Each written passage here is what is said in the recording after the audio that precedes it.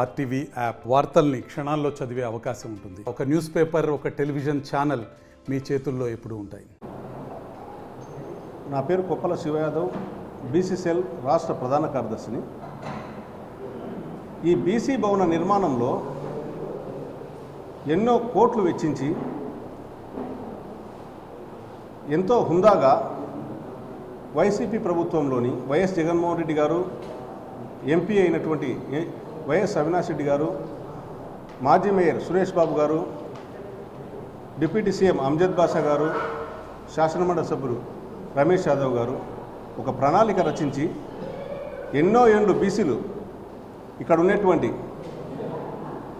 ఒక బీసీ భవన్ కోసం దశాబ్దాల కాలంగా ప్రతి ఒక్కరూ అడుగుదామనే ఉద్దేశంతో కడప నడిబొడ్డున బీసీలకు బీసీ భవనం ఇస్తే బాగుంటుందనే సదుద్దేశంతో ఓల్డ్ రిమ్స్ నందు పాత బస్టాండుకు 500 మీటర్ల దూరంలో బీసీ భవనం స్థలం కేటాయించి 20 సెంట్లు. ఇక్కడ ఆ స్థలానికి ఇప్పుడున్న పరిస్థితుల్లో సెంటు 80 లక్షల రూపాయలు విలువ చేసేటటువంటి స్థలం కేటాయించి అందులో ఎంపీ లాట్స్ కింద 6 కోట్ల రూపాయలు నిధులు వెచ్చించి భవన నిర్మాణానికి అత్యంత సుందరంగా తీర్చిదిద్దేటువంటి వైసీపీ ప్రభుత్వం దీనికి మౌలిక వసతులు కేటాయించడంలో కూటమి ప్రభుత్వం ఘోరాతి ఘోరంగా విఫలమైందని ఇప్పుడు చెప్పచ్చు. ఎందుకంటే ఇప్పుడున్నటువంటి కూటమి ప్రభుత్వం కనీసం ఒక 20 లక్షల రూపాయలు విలువ చేసేటటువంటి దీనికి కావాల్సిన ఏసీలు కావచ్చు, మంచాలు కావచ్చు, బీద పిల్లలు పండుకునేటటువంటి బెడ్లు కావచ్చు, 10 రూములు ఉన్నాయి బీద పిల్లలకు. అందులో 3 కేటాయించినాం. ఎక్కడెక్కడి నుంచో వచ్చేటటువంటి జిల్లా నలుమూలల నుంచి వచ్చేటటువంటి బీసీలకు సంబంధించిన బీద పిల్లలు పడుకునే దానికోసం ఇక్కడ కొన్ని రూములు కేటాయించినాం. మౌలిక వసతులు కనీసం చాపలు కూడా వేయలేటటువంటి పరిస్థితి ఈ కూటమి ప్రభుత్వం ఉంది. దీనికోసం మేమేం చేయాలనుకుంటున్నాము, ఈ బీసీ భవనాన్ని మీరు చేయలేని పక్షంలో మాకు బీసీలందరికీ కలిపి అప్పచెప్తే మేము చేసుకునేదానికి జోల ఎత్తుకొని జిల్లాలో ఉన్నటువంటి ప్రతి బీసీ దగ్గర 100-200 సేకరించి మేము తయారు చేస్తాం. మీకు శక్తి లేదని చెప్పేయండి ఈ ప్రభుత్వానికి.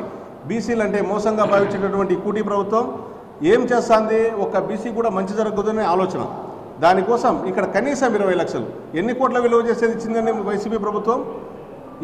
15 కోట్ల రూపాయలు విలువ చేసే స్థలం 6 కోట్ల నిధులు కేటాయిస్తే ఈరోజు 20 లక్షల రూపాయలు ఏసీలు, మంచాలు, దీనికి సంబంధించిన స్టడీ సర్కిల్కి సంబంధించినటువంటి ఫర్నిచరు, లైబ్రరీకి సంబంధించినటువంటి పుస్తకాలు ఎప్పుడో గ్రూప్ 1, గ్రూప్ 2 చదవాలంటే ఎప్పుడో పాతకాలం నాటి పుస్తకాలతో ఇప్పుడు బీసీలు ఎట్లా అవేర్నెస్ వస్తుంది, ఎట్లా చదువుతారు, ఎట్లా ఉద్యోగాలు వస్తాయి? ఏమీ రావు. ఎప్పుడో పుస్తకాలు కనీసం అక్కడ ఉన్నటువంటి మన పుస్తకాలు కూడా ఇచ్చేటటువంటి పరిస్థితి లేదు. ముఖ్యంగా ఇది బీసీ భవనం మీరు దీనికి సంబంధించిన కరెంటు బిల్లు చూడండి, కొంతమంది వ్యక్తుల చేతుల్లో ఉంది. ఇది గవర్నమెంట్ నడుపుతాంగా ప్రైవేట్ వ్యక్తులతో చేతుల్లో పెట్టాలన్నా? బీసీ సంక్షేమ సంఘం ప్రెసిడెంట్ పేరుతో దీని కరెంటు బిల్లు ఉంది. బీసీ సంక్షేమ సంఘం అనేది ఎన్నో సంఘాలు ఉన్నాయి. ఇక్కడ ఒక వ్యక్తిని ఇది చేసుకొని బీసీ సంక్షేమ సంఘం అనేది పెడితే పేపర్ ఇట్లే మీడియా మిత్రులు గమనించండి. ఇవి దీనికి సంబంధించిన కరెంటు బిల్లు బీసీ భవనం పేరుతో లేవు. ఇది ప్రైవేట్ వాళ్ళకి ఇచ్చేసినారా, కొంతమంది వ్యక్తులకే దారాదత్తం చేశారా కూడా అర్థం కావడం లేదు. దీనికి సంబంధించిన కరెంటు బిల్లు బీసీ సంక్షేమ సంఘానికి సంబంధించిన ప్రెసిడెంట్ది ఈ బిల్డింగ్. ఇదేందండి ఇది? కొంతమంది వ్యక్తులు కూటమి ప్రభుత్వం కట్టబెట్టేది.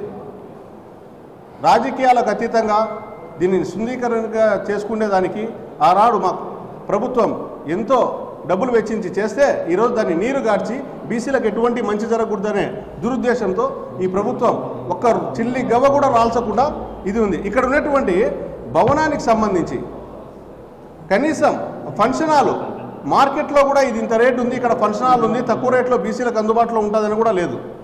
అది కూడా తెలియజేయదు. బీసీ వెల్ఫేర్ ఆఫీసర్లు కావచ్చు, కలెక్టర్ గారు కావచ్చు, ఇంకొకరు కానీ దీని మీద ప్రెస్ మీట్ పెట్టి చేసిండేదే లేదు. దీన్ని పాత్రికేయులు ప్రతి ఒక్కరికి తెలిసే విధంగా దయ ఉంచి చేయండి. లేదంటే దీని మీద ఇంకా మున్ముందు చాలా కార్యక్రమాలు చేయడం జరుగుతుంది. దీనికి 20 లక్షల రూపాయలు 30 లక్షలు ఎంత అవసరమైతే అంత కేటాయిస్తుంది ప్రభుత్వం. దీని మీద ఏం చేయాలనో మేము సిద్ధంగా ఉన్నాం తీసుకునేదాన్ని. మరిన్ని వీడియోస్ కోసం ఛానల్ ని సబ్స్క్రైబ్ చేయండి, లేటెస్ట్ అప్డేట్స్ కోసం వాట్సాప్ ఛానల్ ని ఫాలో చేయండి అండ్ లింక్ డిస్క్రిప్షన్ లో ఉంది.